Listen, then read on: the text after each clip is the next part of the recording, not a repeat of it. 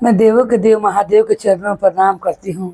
मैं गौरी पार्वती मैया भवानी के चरणों में प्रणाम करती हूँ। मैं कार्तिक गणेश दोनों भैया के चरणों में प्रणाम करती हूँ। मैं सभी देवी दुर्गा के चरणों में प्रणाम करती हूँ। जितने गुरु भाई बहन लोग उनको मैं प्रणाम करती हूँ और महादेव से ही दया मांगती हूँ कि हे महादेव आप सब पर दया कीजिए, आप पल पल दया कीजिए। हे महादेव गुरु भाई बहन लोग, आज आप लोग मैं नवरात्रि की माता रानी की कथा सुनाने वाली हूँ। कैसी है माता सब पर दया करती हैं और सब पर अपना कृपा बना कर रखती हैं, ठीक बारे में कथा है। गुरु भाई बहनों, एक गांव में संजय अपनी पत्नी और 3 बाल बच्चे के संग रहता था।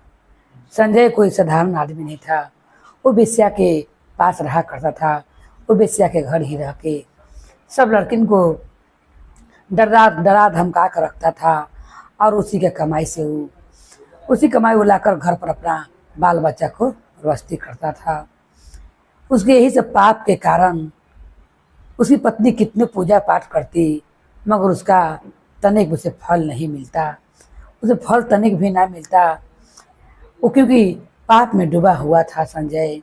वो एक दिन तो पत्नी पूजा पाठ करती, माता रानी का पूजा पाठ करती और उसका पति जो था वो बेश्या दरबार में काम किया करता था। इसीलिए माता रानी की कृपा उसकी पत्नी पर नहीं हुआ।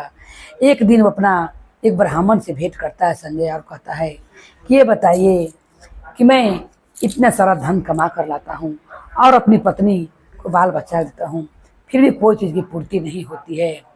ऐसा मैं क्या करूँ जिससे मेरे घर की दरिद्रता दूर हो जाए, मेरे संतान भरपेट खा सके, सुखी पूर्वक रह सकें।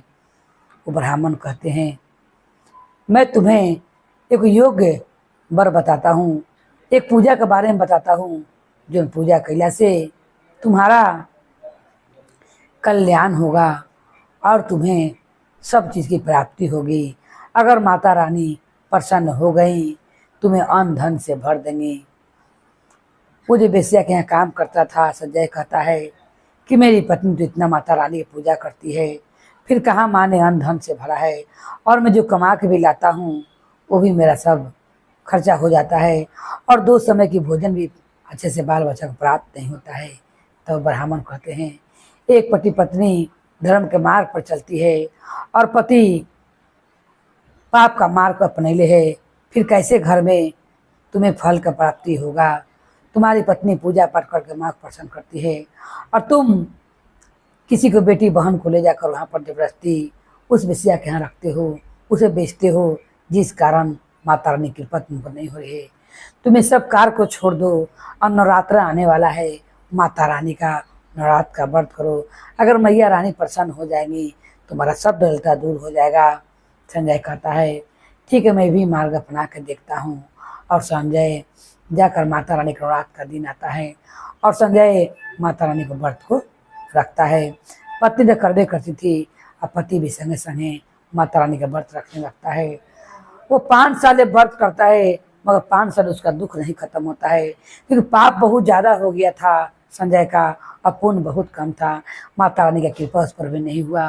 तब वो संजय ने हार नहीं माना और कहा, फिर ब्राह्मण के पास जा कहता है 5 साल से मैं माता रानी का नवरात्र का व्रत कर रहा हूँ, कोई फायदा नहीं, कोई फल नहीं मिल रहा है। तब ब्राह्मण कहता है तुम कितने दिन से वो बेश्या के दरबार में काम कर रहे हो। तो वो क्या कहता है कि मैं 20 साल से उस बेश्या के दरबार में काम कर रहा हूँ।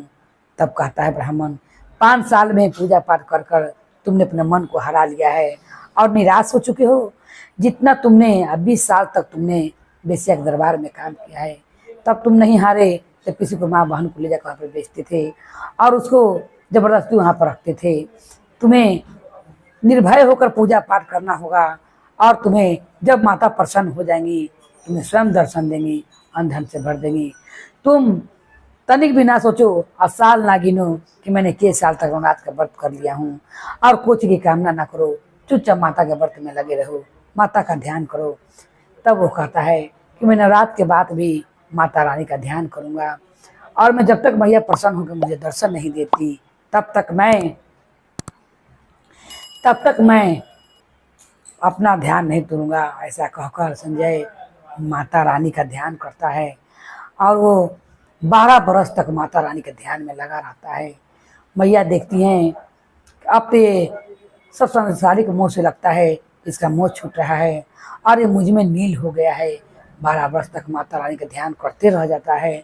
तब मैया प्रसन्न होकर शेरा वाली मैया उसे दर्शन देती हैं और मैया कहती हैं, हे संजय, तुम्हारी भक्ति से मैं प्रसन्न हूँ और तुमने जितने पाप किए थे सब पाप तुम्हारा कम हो गया, क्योंकि तुमने 12 वर्ष तक मेरा सच्चा मन से तुमने ध्यान किया है और मुझ पर भक्ति की है।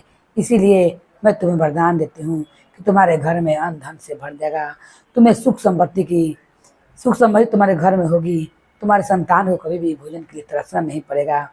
ऐसा कहकर माता रानी दर्शन देकर संजय कहती के आँख खोलो पुत्र, और तुम सब चीज़ पाने के योग्य हो चुके हो। तुमने जितना पाप किया था उतने मन ध्यान से तुमने मेरा ध्यान किया है।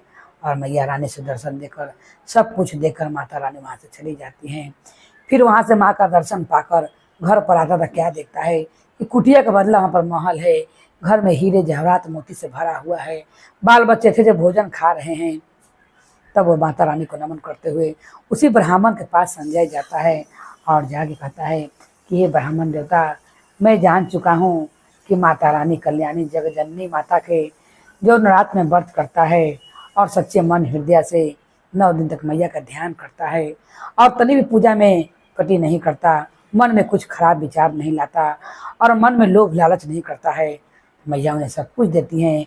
वो सच्चा मन से मैया के भक्ति में जब लग जाता है तब माता रानी प्रसन्न होकर उन्हें दर्शन भी देती हैं और सब चीज़ माता रानी पूरा करती हैं। तो ये मैया रानी, जिस तरह आपने उस संजय को इतना बड़ा गलती से क्षमा कर दिया, उन्हें दर्शन देकर, हे जगजननी माता, उन्हें दर्शन देकर उनका दुख सुवार किया। हे शेरावाली मैया, सब भक्त का ऐसे कल्याण कीजिए, उनका दुख से निवारण कीजिए। बोले शेरावाली मैया भवानी की जय, भैरो भैया की जय, हर हर महादेव की जय, सच्चे दरबार की जय।